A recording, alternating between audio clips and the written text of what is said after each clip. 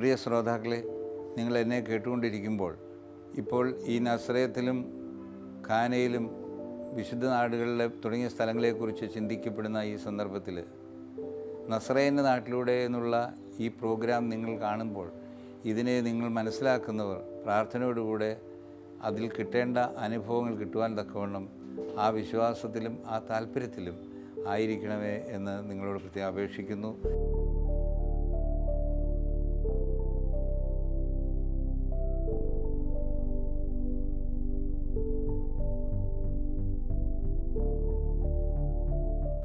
എന്നെ കേൾക്കുന്ന ശ്രോതാക്കൾ അവിടെ പോയിട്ടുള്ളവരുണ്ട്, അവിടെ നേരിൽ കണ്ട് പ്രാർത്ഥിച്ചിട്ടുള്ളവരുണ്ട്. എന്നാൽ അവിടെ പോകാൻ സാധിക്കാതെ ഇവിടെ നിന്നുകൊണ്ട് തന്നെ ആ സ്ഥലങ്ങളെ ഓർക്കുകയും ചിത്രങ്ങളിലൂടെ കാണുകയും ചെയ്ത് വിശ്വസിക്കുന്നവരുണ്ട്. ദൈവത്തിൻ്റെ ആ അത്ഭുതമായ യഹൂദ നാട്ടിൽ യേശുവിൻ്റെ ജനനമുണ്ടായ പ്രത്യേക അനുഭവം ബേത്ലഹേമിലാണ് ആരംഭം. ഇപ്പോഴത് പലസ്തീൻ്റെ ഭാഗമാണ് ആ ബേത്ലഹേം. ബേത്ലഹേമിൽ യേശു ജനിച്ചു. ആ ജനിച്ച യേശുവിൻ്റെ ജനനം അറിഞ്ഞ് അന്നത്തെ രാജാവ് കൽപ്പന ഇറക്കി അന്നുള്ള കുഞ്ഞുങ്ങളെയെല്ലാം വധിക്കുവാനും ആ കൊന്നിടുവാനുമുള്ള കൽപ്പന ഇറക്കി. അനേക കുഞ്ഞുങ്ങൾ അതിൽ ദാരുണമായി കൊല ചെയ്യപ്പെട്ടു. എന്നാൽ യേശുവിൻ്റെ മാതാവും യൗസേപ്പും ചേർന്ന് യേശുവിനെ അവിടെ നിന്നും കാൽനട യാത്രയിലൂടെ ഈജിപ്റ്റ് മിസ്രൈം എന്ന ദേശത്തേക്ക് കൊണ്ടുപോയി പാർത്തു. ആ മിസ്രൈം ദേശത്ത് പല സ്ഥലങ്ങളിലായി പാർത്ത സ്ഥലങ്ങളിലൊക്കെയും ഇപ്പോൾ പല പള്ളികളായി രൂപാന്തരപ്പെട്ടിട്ടുണ്ട്. അനേക ആളുകൾ പോവുകയും അവിടെ കാണുകയും പ്രാർത്ഥിക്കുകയും ചെയ്യുന്നവരുണ്ട്. ഇസ്രായേലിൽ ആ രാജഭരണം അന്നത്തെ ആ മാറ്റം വന്നപ്പോൾ യേശുവിന് അങ്ങോട്ട് കടന്നു ചെല്ലുവാൻ തക്കവണ്ണം യൗസേപ്പ് പിതാവിനും മാതാവിനുമുള്ള ദർശനം കിട്ടി. മിസ്രൈമിൽ നിന്നും മടങ്ങി വന്ന് താമസിച്ചത് നസ്രയത്ത് എന്ന പട്ടണത്തിലാണ്. അവിടെ കാലങ്ങളിൽ താമസിച്ചു. നസ്രയത്ത് എന്ന പട്ടണം ഇസ്രായേലിൻ്റെ ഭാഗമാണ്. നസ്രയത്ത് അന്നത്തെ ഒരു ചെറിയ വില്ലേജായിരുന്നു. ആ വില്ലേജിലെ തടിപ്പണി ജോലിയുമായി ബന്ധപ്പെട്ട് യൗസേപ്പ് പിതാവ് അവിടെ താമസിക്കാനിടയായത്. അങ്ങനെ യൗസേപ്പ് പിതാവിനോട് പലപ്പോഴും യേശുവും ചേർന്ന് സഹകരിച്ചിട്ടുണ്ട്. അന്നത്തെ ആളുകൾ താമസിക്കുന്നത് വീടുകൾ പണിതിട്ടല്ലെങ്കിലും ചെറിയ ചെറിയ കേവുകളിലാണ് താമസിക്കുന്നത്. അങ്ങനെ ഒരു കേവിലാണ് യൗസേപ്പും മാതാവും ഈശോയും താമസിച്ചിരുന്നത്. ആ താമസ സ്ഥലം പിന്നീട് കണ്ടെടുത്തിട്ട് ആ സ്ഥലം നിലനിർത്തി ഇന്ന് അവിടെ ഒരു ദേവാലയം പണിതിരിക്കുകയാണ്. അനൻസിയേഷൻ ചർച്ച് എന്നാണ് ആ ദേവാലയത്തിൻ്റെ പേര്. മംഗളവാർത്ത ദേവാലയം എന്നാണ് അതിൻ്റെ പേര്. ആ ദേവാലയത്തിനോട് ചേർന്ന് തന്നെ യൗസേപ്പിൻ്റെ തടിപ്പണി ചെയ്തിരുന്ന വർക്ക്ഷോപ്പിരുന്ന സ്ഥലത്തുള്ള ആ പ്രദേശം കണ്ടെടുത്ത് അവിടെ ഒരു പള്ളി പണിതിട്ടുണ്ട്. അതിന് സെൻറ്റ് ജോസഫ് ചർച്ച് എന്നാണ് പേര്. ഈ പള്ളി രണ്ടും സ്ഥിതി ചെയ്യുന്നത് ഒരു കോമ്പൗണ്ടിലാണ്. ആ കോമ്പൗണ്ടിൽ മംഗളവാർത്ത ദേവാലയം, അനൻസിയേഷൻ ചർച്ച് എന്നുള്ള നിലയിൽ ഈ സെൻറ്റ് ജോസഫ് ചർച്ച് കാണുന്നതിന് വേണ്ടി അവിടെ സന്ദർശിക്കുന്ന എല്ലാവരും വന്ന് പ്രാർത്ഥിക്കും. മാതാവ് താമസിച്ചിരുന്ന ആ കേവ്, യൗസേപ്പ് പിതാവ് താമസിച്ചിരുന്ന കേവ്, യേശു താമസിച്ചിരുന്ന കേവ്, ആ കേവ് നിലനിർത്തി പണിതിരിക്കുന്ന പള്ളിയുടെ അകത്ത് താഴെ തട്ടിലാണ് ആ കേവ് കാണുന്നത്. അതിൻ്റെ ചേർന്ന് ഒരു പള്ളി, അതിൻ്റെ മേളിലും പ്രത്യേകമായി വേറൊരു പള്ളിയും കൂടിയാണ് പണിതപ്പെട്ടിരിക്കുന്നത്. അത് ആ പണിത സമയത്ത് ഏഷ്യയിലെ ഏറ്റവും വലിയ ഒരു ദേവാലയമായിരുന്നു. അങ്ങനെയുള്ള ആ ദേവാലയം നിർമ്മിച്ചപ്പോൾ ഓരോ രാജ്യവും അതിനെ സപ്പോർട്ട് ചെയ്ത് സഹകരിച്ചു. ആ സഹകരിച്ചതിൻ്റെ പേരിൽ ഓരോ രാജ്യത്തെയും സ്ത്രീകളുടെ രൂപം മാതാവിനോട് ചേർന്നുള്ള രൂപമായി അവിടെ പ്രത്യേകം ചിത്രങ്ങൾ വരച്ച് പള്ളിയുടെ മേളിലത്തെ പള്ളിയുടെ അകത്ത് പുറത്തെ പള്ളിയുടെ ഭിത്തികളിലും എല്ലാം ഓരോ രാജ്യത്തിൻ്റെയും പേരുകൾ എഴുതി അതാത് രാജ്യത്തെ സ്ത്രീകളുടെ മറിയാമിൻ്റെ രൂപം വരുന്ന രീതിയിൽ പള്ളി അവിടെ ചിത്രം വെച്ചിട്ടുണ്ട്. അത് പ്രത്യേകം കാണുമ്പോൾ പ്രത്യേക അനുഭവമാണ്. ആ പള്ളിയുടെ പ്രത്യേകതയും ആ പള്ളിയിൽ കയറുമ്പോഴുള്ള പ്രത്യേകതയുമാണ് ഞാൻ പറയാനിടയിൽ. അപ്പം അതാണ് യേശുവിൻ്റെ ബാല്യകാലം പ്രവർത്തിച്ചിരുന്ന സ്ഥലമാണ് ഈ അനൻസിയേഷൻ ചർച്ച് നസ്രേത്ത്. യേശുവിൻ്റെ ആദ്യത്തെ അത്ഭുത പ്രവർത്തനം നടന്നത് കാന എന്ന സ്ഥലത്താണ്. ഈ നസ്രേത്തും കാനയെല്ലാം ഇസ്രായേലിൻ്റെ ഭാഗമാണെങ്കിലും ആ നോർത്തേൺ സൈഡ് ഉള്ള ആളുകൾക്കൊക്കെയും ഇസ്രായേൽ സിറ്റിസൺഷിപ്പുണ്ട്. അപ്പോൾ അവിടെ ക്രിസ്ത്യൻസ് ഉണ്ട്, മുസ്ലിംസ് ഉണ്ട്, യഹൂദന്മാരുണ്ട്. എല്ലാ മതവിഭാഗങ്ങളും വളരെയധികം ഐക്യത്തോടും സ്നേഹത്തോടും പ്രത്യേകം താല്പര്യത്തോടും കൂടെ ജീവിക്കുന്നത് കാണുമ്പോൾ ഇസ്രായേൽ എപ്പോഴും വഴക്കും ബഹളവും അല്ലെങ്കിൽ അടി ബഹളം എന്നൊക്കെ കേൾക്കുന്നവർക്ക് നേരിട്ട് കാണുമ്പോൾ വളരെ പ്രത്യേകത തോന്നും. അങ്ങനെ യാതൊരു പ്രതിസന്ധികളും അവിടെ ഇല്ല. ഈ നസ്രേത്ത്, കാന തുടങ്ങിയ നോർത്തേൺ സൈഡിൽ മുസ്ലിംസ് ആണെങ്കിലും ക്രിസ്ത്യൻസ് ആണെങ്കിലും യഹൂദന്മാരാണെങ്കിലും പരസ്പരം സ്നേഹത്തോടുകൂടെ കഴിയുന്ന പട്ടണമാണ് നസ്രേത്ത്. ആ നസ്രേത്ത് പട്ടണത്തിൽ നിന്നും വളരെ അടുത്തായിട്ടാണ് കാന എന്ന വില്ലേജ്. വിശുദ്ധ പുസ്തകത്തിൽ കാന എന്ന് പറയുമ്പോൾ ഗലീലയിലെ കാന എന്ന് പ്രത്യേകം എടുത്തു പറയുന്നുണ്ട്.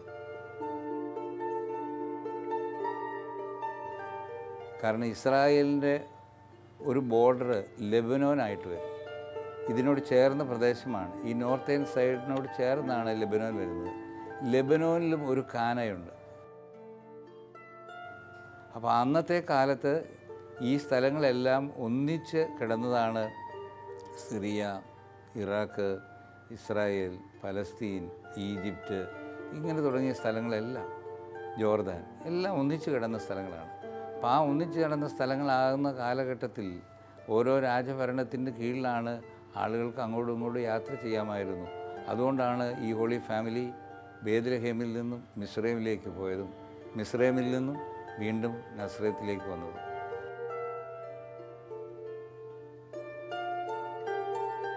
അപ്പോൾ ഞാൻ പ്രത്യേകിച്ച് നസ്രേത്തും കാനയെക്കുറിച്ച് പറഞ്ഞപ്പോൾ എല്ലാ മതസംഘങ്ങളും ഒരുമിച്ച് കഴിയുന്ന ഒരു സ്ഥലമാണ് എന്നുള്ളത് എടുത്തു പറയുമ്പോൾ അത് ഉൾക്കൊള്ളുവാനായിട്ടാണ് ഞാൻ ആ ഭാഗം പറഞ്ഞത്.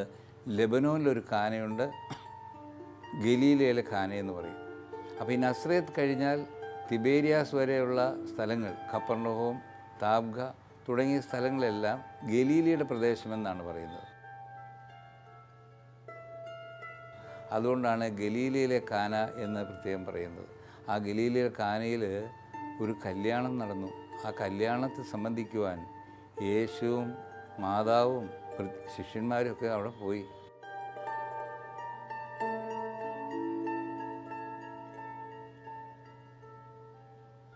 ആ കല്യാണത്തെ സംബന്ധിച്ചപ്പോൾ അവിടെ ഉണ്ടായ അനുഭവം, ഓരോ സുവിശേഷകരും വചനത്തെ പറയുമ്പോൾ ആ അനുഭവങ്ങൾ വിസ്തരിക്കുമ്പോൾ പറയുന്നത് വ്യത്യസ്തമായിട്ട് കേട്ടിട്ടുണ്ട്. എന്നാൽ അവിടെ നടന്ന ആ സംഭവമായി എൻ്റെ അറിവും ചിന്തയും വെച്ചിട്ടുള്ളത്, യഹൂദ ആചാരപ്രകാരം വിവാഹത്തിൻ്റെ ചടങ്ങ് നടത്തപ്പെടുന്നത് 2, 3, 4 ദിവസങ്ങളെടുത്തിട്ടാണ്. നമ്മളുടെ ഇവിടെ നാട്ടിൽ നമ്മുടെ വിവാഹത്തിൻ്റെ ചടങ്ങ് നടത്തപ്പെടുന്നത് വിവാഹ ശുശ്രൂഷയിലും അതിനോട് ബന്ധപ്പെട്ടും അന്നത്തെ ആ ചടങ്ങിൽ അല്ലെങ്കിൽ അതിൻ്റെ തലേ ദിവസം ഒരു ചടങ്ങ് നടത്തും. അങ്ങനെ 2 ദിവസമായിട്ട് നടത്തും. എന്നാൽ അവിടെ നടത്തപ്പെടുന്ന ദിവസങ്ങളെടുക്കുന്നതിൻ്റെ പ്രത്യേകത, ജനങ്ങളെല്ലാവരും ഒരുമിച്ച് വന്നാൽ ഇരിക്കാൻ സ്ഥലമില്ല. ഓരോ വീടുകളിലും അതിനോട് ചേർന്ന പ്രദേശത്തും വരുമ്പോൾ, ആളുകൾ കൂട്ടമായി വരുമ്പോൾ ഉണ്ടാകുന്ന ബുദ്ധിമുട്ടുണ്ട്. ഓരോ സെക്ഷനായി തിരിക്കും ആ ഫാമിലിയെ. എന്നിട്ട് ആ സെക്ഷനിലുള്ളവരെ ആദ്യം വിളിക്കുമ്പോൾ ഓരോ ദിവസങ്ങളായി ഉൾപ്പെടുത്തി ആ ചടങ്ങ് നടത്തപ്പെടും. അങ്ങനെ നടത്തപ്പെടുന്ന ചടങ്ങിലൊക്കെയും യഹൂദ ആചാരമനുസരിച്ച് സ്ത്രീകൾക്ക് സഭയിൽ സ്ഥാനമില്ല, പുരുഷന്മാർക്കാണ് സഭയിൽ സ്ഥാനമുള്ളത്. അപ്പോൾ അങ്ങനെ വരുമ്പോൾ ആദ്യം ഭക്ഷണം ഇരിക്കുന്നത് പുരുഷന്മാരാണ്. പുരുഷന്മാർ ഭക്ഷണം കഴിച്ച് എല്ലാം തൃപ്തരായി കഴിഞ്ഞതിന് ശേഷമാണ് സ്ത്രീകൾക്ക് ആരംഭിക്കുന്നത്. സ്ത്രീകൾക്ക് ആരംഭിക്കുമ്പോൾ നമ്മുടെ ഭവനത്തിൽ ആരെങ്കിലും ഗസ്റ്റ് വന്നാൽ, പ്രത്യേകിച്ച് ഗസ്റ്റ് വരുന്നു എങ്കിൽ സ്ത്രീകൾ അവിടെ എന്തു ചെയ്യും? ഉള്ളത് അവർക്ക് വളരെ നന്നാക്കി എടുത്തു കൊടുത്ത് അവരെ സന്തോഷിപ്പിക്കും.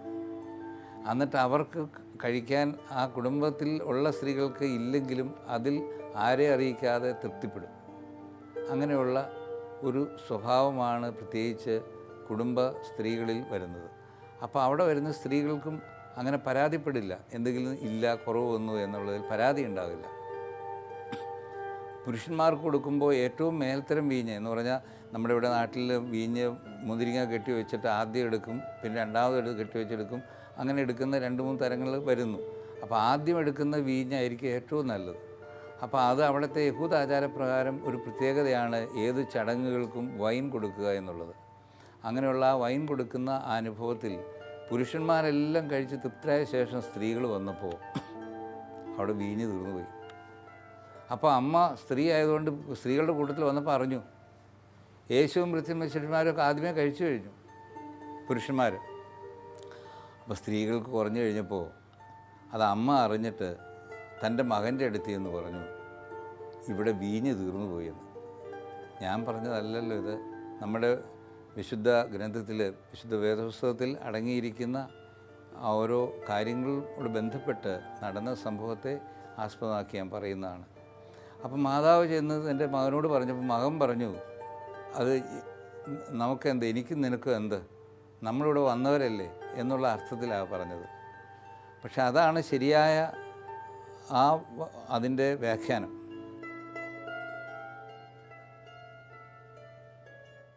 കത്തോലിക്ക സഭയുടെ ബൈബിളിലും യാക്കോബായ സഭയുടെ ബൈബിളിലും എല്ലാം അങ്ങനെ തന്നെ എഴുതിയിട്ടുണ്ടെങ്കിലും ബാംഗ്ലൂർ പ്രസിദ്ധീകരിച്ച മലയാളം ട്രാൻസ്ലേഷൻ വന്നപ്പോൾ എനിക്കും നിനക്കും തമ്മിൽ എന്ത് എന്നായി.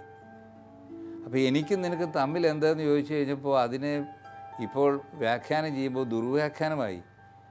യേശു പറഞ്ഞു അമ്മയോട്, എനിക്കും നിനക്കും തമ്മിൽ എന്തെന്ന്, നമ്മൾ തമ്മിൽ എന്താ ബന്ധം എന്ന് അതിനെ വ്യാഖ്യാനിക്കുന്നു.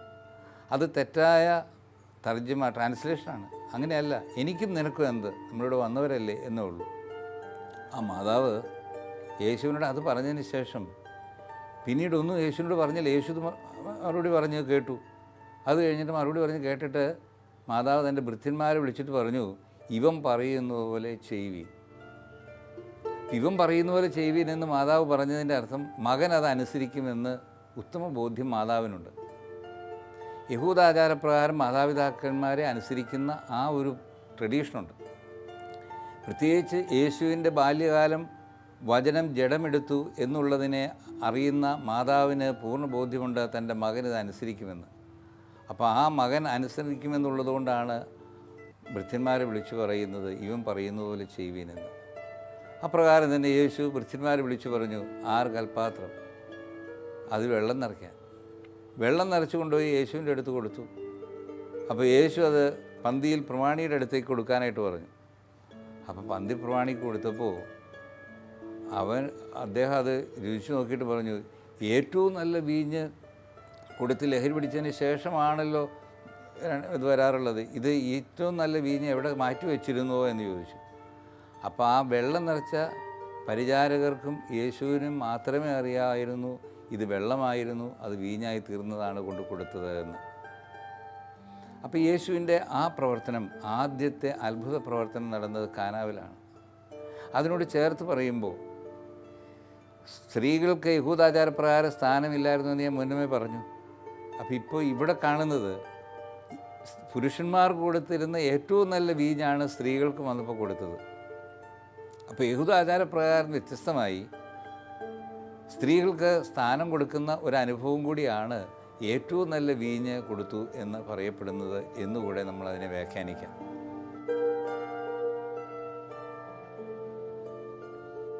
കാനായിൽ നടന്ന ആ അനുഭവത്തിലൂടെ യേശു പരസ്യമായ വേല ശുശ്രൂഷകൾക്കായി തിബേരിയാസ് ഗലീലാ തടാകത്തിൻ്റെ സമീപ പ്രദേശങ്ങളിലേക്ക് കടന്നു പോകുന്നു. അവിടെ കപ്പർനഹൂം എന്ന് പറയപ്പെടുന്നത് അന്നത്തെ ഏറ്റവും വലിയ യഹൂദന്മാരുടെ ഒരു പട്ടണമാണ്. ബെത്സയിദ, കൊറസീൻ എന്ന സ്ഥലങ്ങളൊക്കെ അതിനോട് ചേർന്ന് തന്നെ കിടക്കുന്ന സ്ഥലങ്ങളാണ്. അപ്പോൾ കപ്പർനഹൂമിൽ യേശു ചെന്ന് അവിടെ താമസിച്ച് അവിടെ നിന്ന്, അത് ഗലീലാ തടാകത്തിൻ്റെ ഒരു പ്രദേശമാണ്. തിബേരിയാസ്, ഈ പറഞ്ഞ സ്ഥലങ്ങൾ, കപ്പർനഹൂം, താബ്ഗയാണ് മൾട്ടിപ്ലിക്കേഷൻ, അപ്പവും മീനും വർദ്ധിപ്പിച്ച സ്ഥലം. അങ്ങനെ ഓരോ സ്ഥലങ്ങളിലും വഞ്ചിയിലും മറ്റും നടന്ന് സുവിശേഷം അറിയിച്ച് അന്നത്തെ മീൻപിടുത്തക്കാരായിരുന്ന ആളുകളെ തൻ്റെ ശിഷ്യന്മാരാക്കി ഓരോരുത്തരും പത്രോസ് തുടങ്ങി ഓരോരുത്തരെയും അവിടെ നിന്ന് കൂട്ടിച്ചേർത്ത് പരസ്യമായ ശുശ്രൂഷ വേലയ്ക്ക് ഇറങ്ങുന്ന സന്ദർഭമാണ് ഈ കപ്പർനഹൂം. നസ്രേത്ത് പട്ടണം തുടങ്ങി കാന വരെയുള്ള സംഭവങ്ങളാണ് ഇപ്പോൾ നാം ഇവിടെ കേൾക്കുവാൻ ഇടയായത്. ഇസ്രായേൽ, പലസ്തീൻ എന്ന ആ പുണ്യസ്ഥലങ്ങളിൽ ചെല്ലുമ്പോൾ നമ്മുടെ ആളുകളെ സംബന്ധിച്ചിടത്തോളം വളരെ പ്രത്യേക അനുഭൂതി. ആ മണ്ണിൽ ചിലപ്പോൾ കാല് കുത്തുന്ന സമയം പല വിശ്വാസികളും ആ താഴെ മണ്ണിൽ കൈകൊണ്ട് തൊട്ട് കുരിശ് വരച്ചിട്ട് ഇറങ്ങുന്നവരുണ്ട്. ഒരു പ്രാവശ്യമല്ല, അനേക പ്രാവശ്യം എൻ്റെ കൂടെ യാത്ര ചെയ്തവരുണ്ട്. അങ്ങനെ യാത്ര ചെയ്തവരുടെ പല അനുഭവങ്ങളും എനിക്ക് നേരിട്ടറിയാവുന്ന അനുഭവങ്ങൾ, 1-2 അനുഭവം ഞാൻ പറയുകയാണ്. മറ്റു മതവിഭാഗക്കാർ ക്രിസ്ത്യാനികളായിട്ടല്ല വരുന്നത്, എന്നാൽ ക്രിസ്തുവിനോടുള്ള ആ താല്പര്യവും വിശ്വാസവും നിമിത്തം വരുന്നവർ.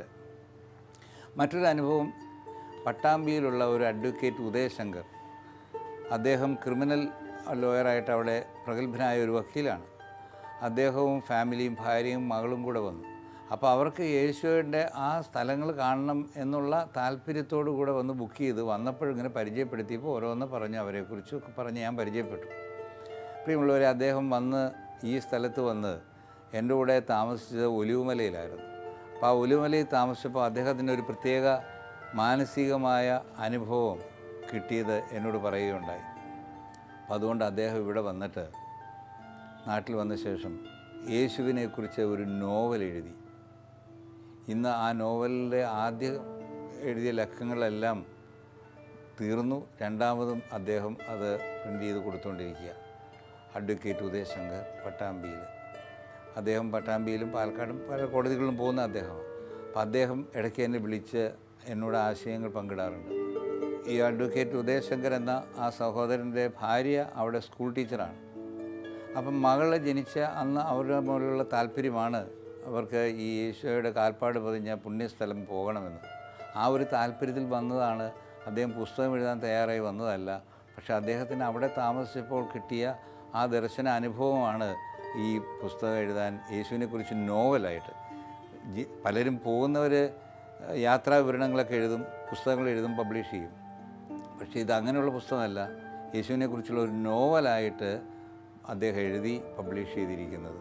അങ്ങനെ ഉള്ള അനുഭവങ്ങൾ കിട്ടിയിട്ടുള്ളവർ, പ്രത്യേകിച്ച് രോഗികളായിട്ട് വീൽ ചെയറിൽ വന്നിട്ടുള്ള ആൾക്കാരിൽ പലർക്കും അവിടെ വന്ന് പ്രാർത്ഥനയിൽ സൗഖ്യം പ്രാപിച്ചിട്ടുണ്ട്. അത് കൊണ്ടുപോകുന്നവരുടെ കഴിവോ പറഞ്ഞു കൊടുക്കുന്നവരുടെ കഴിവോ അല്ല, വരുന്നവരുടെ വിശ്വാസവും ആ പ്രാർത്ഥനയിൽ കിട്ടുന്നതാണ്. യഥാർത്ഥ മനസ്സിലെ പ്രാർത്ഥനയോടുകൂടെ വരുന്നവരുണ്ട്, അവർക്കാണ് ഈ അനുഭവം കിട്ടുന്നത്. മറ്റു ചിലരുണ്ട് കാഴ്ചക്കാരായിട്ട് വരുന്നവർ. കാഴ്ചക്കാരായിട്ട് വരുന്നു, കാഴ്ച കണ്ടു സന്തോഷിച്ചു പോരുന്നു. അപ്പോൾ അതുകൊണ്ട് യാത്ര തുടങ്ങുന്നതിന് മുമ്പ് തന്നെ ഞാൻ എല്ലാവരോടും പറയും, മനസ്സിനെ ഒന്ന് ഒരുക്കി വേണം യാത്രയ്ക്ക് വരാൻ. കിട്ടേണ്ട അനുഭവങ്ങൾ അവരവരുടെ പ്രാർത്ഥനയിൽ കിട്ടുന്നതല്ലാതെ മറ്റാരു വഴിയും കിട്ടുന്നതല്ല എന്ന് ഞാൻ പറഞ്ഞു കൊടുത്ത് വരാറുണ്ട്. വരുന്നവർ പലരും എന്നോട് പറയും, വരാത്തവരുടെ കാര്യം പറയും. ആ ഒരു അനുഭവം കൂടി പറഞ്ഞിട്ട് ഞാൻ നിർത്തുകയാണ്.